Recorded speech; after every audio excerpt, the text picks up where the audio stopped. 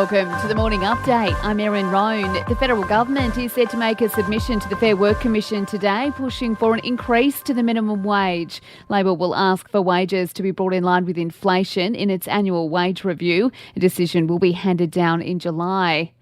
Radio legend Doug Mulray has died overnight. The 71-year-old was hospitalised with an unnamed chronic illness back in December. In a recent podcast, he joked about his regular visits to the doctor. They get you in there.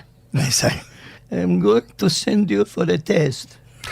I said, but, the blood looks right. She said, yes, but look at you. You are old and you're fat.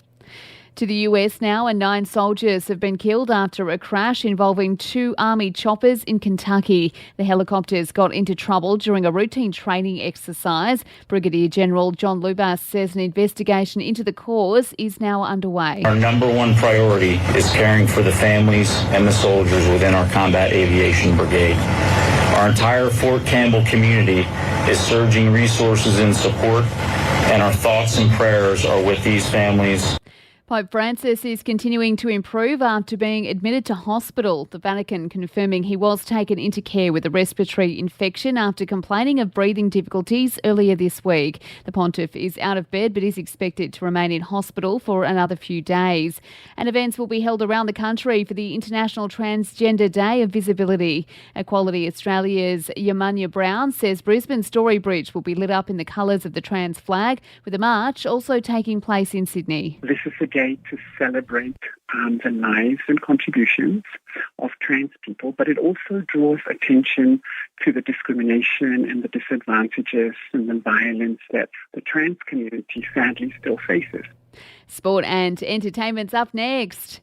The Roosters have kicked off round 5 of the NRL with a 28-20 win over the Eels. Roosters coach Trent Robinson not entirely happy with the win though, saying their form slumped as the game progressed. We missed our mark in the second half. I feel like we didn't defend well enough. We knew they were going to run on last and ask some of those questions, and we could have been better. In the AFL, the Western Bulldogs beat the Brisbane Lions by 14 points.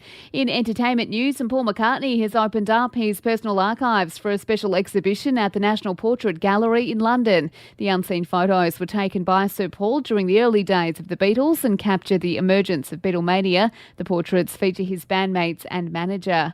And Flo Rida's son has been rushed to hospital after falling from a 5th-floor window in New Jersey. Doctors say it is a miracle the 6-year-old survived. He's in a full-body cast and will have to learn how to walk again. And that's the latest from the Nova Podcasts team. We'll see you later on for another episode of The Update.